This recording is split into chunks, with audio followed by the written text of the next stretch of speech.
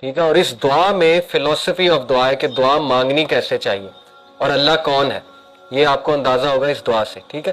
ایسی دعا اللہ کو بڑی پسند ہے جس میں اللہ کے کوئی نہ کوئی ایٹریبیوٹ کا ذکر ہو کہ اللہ تو غفور و رحیم ہے, اللہ تو راستے کھولنے والا ہے, اللہ تو جبار ہے, تو مسلط کرنے والا ہے, اللہ تو کن کا کلمہ کہنے والا ہے, میں تیرے کن کا منتظر ہوں. ٹھیک ہے نا. اس طرح کے الفاظ جتنا اسپیسیفک ہوں گے, جتنا اللہ سے ڈیٹیل میں بات کریں گے, اللہ کے ایٹریبیوٹس کا اللہ کو واسطہ دیں گے, اللہ بہت خوش ہوں گے.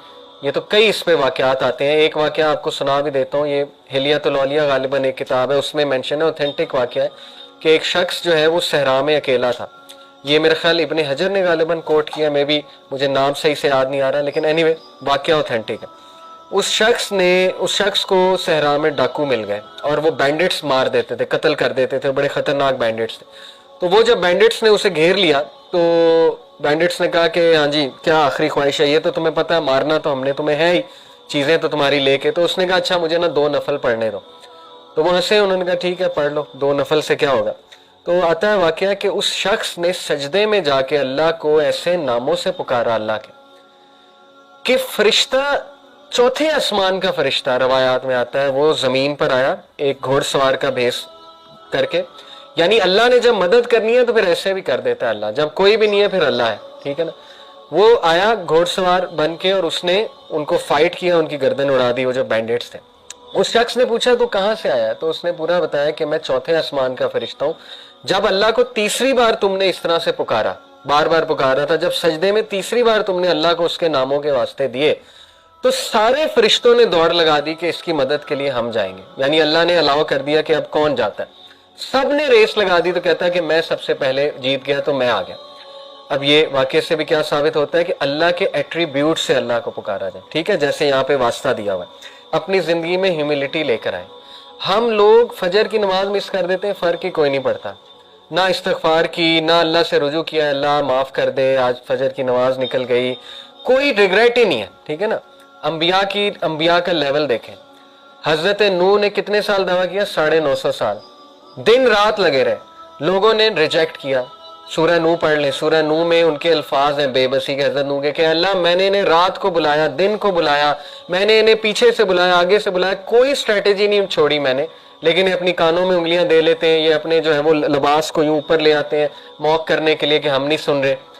تو ساری باتیں کر کے, یہ بھی ایک شکایت کا انداز ہے ان اے ویری کیوٹ سینس کہ اللہ میں نے سب کیا ہے, دیکھ لیں ان لوگوں نے مجھے ایسے ٹریٹ کیا ہے. سب باتیں کہہ کے پتہ ہے کیا کہتے ہیں حضرت نوح کہ اللہ مجھے معاف کر دے, میرے ماں باپ کو معاف کر دے, اور اگر مجھ سے کوئی غلطی ہوئی ہے تو وہ اس کا جو ہے وہ مجھے پکڑ نہ کیجیے. یہ ہیوملٹی ہوتی ہے.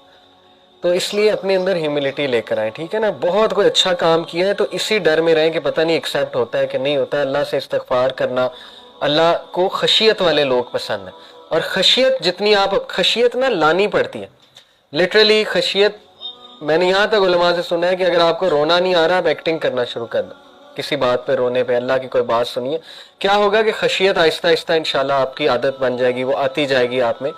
تو یہ ایسے لوگ اللہ کو بہت پسند ہیں جو ہر کریڈٹ اللہ کو دیں, اللہ تعالیٰ کے آگے جھک جائیں, اللہ تعالیٰ سے معافی طلب کریں وغیرہ وغیرہ. تو اگر آپ کے ساتھ کوئی حادثہ آ جاتا ہے, خدا نہ خواستہ کوئی ڈیزیز آ جاتی ہے, کوئی مشکل آ جاتی ہے, سب سے پہلے یہ سوچیں کہ کہیں میں نے اللہ کو ناراض تو نہیں کر. سب سے پہلے اپنے بارے میں سوچیں کہ میرے سے تو کوئی غلطی نہیں ہو گئی, کوتاہی تو نہیں ہو گئی.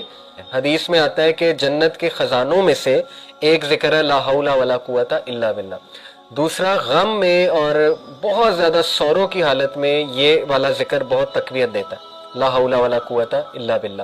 اس کی ٹرانسلیشن بھی بڑی تقویت دے گی. ٹھیک ہے نا. اس سے ثابت ہی ہوتا ہے کہ اللہ, وہ کہنا یہ چاہ رہے ہیں کہ اللہ میری کنڈیشن تب تک چینج نہیں ہوگی جب تک آپ کی طرف سے مجھے ہیلپ نہیں آئے گی. یعنی اپنے آپ کو بندہ فل بے بس شو کرے اور اللہ تعالیٰ پہ ریلائی کرے. یہ ہے اللہ پہ کانفیڈنس. ٹھیک ہے نا. ہوتا کیا ہے کہ ہم سب سے شیئر کر کے پھر اللہ کے پاس جاتے ہیں, تو ظاہر ہے اللہ کو, اللہ کی غیرت ہے, اللہ کو شاید برا بھی لگتا ہو کہ دیکھو سب سے شیئر کر کے اب میرے پاس آ گیا.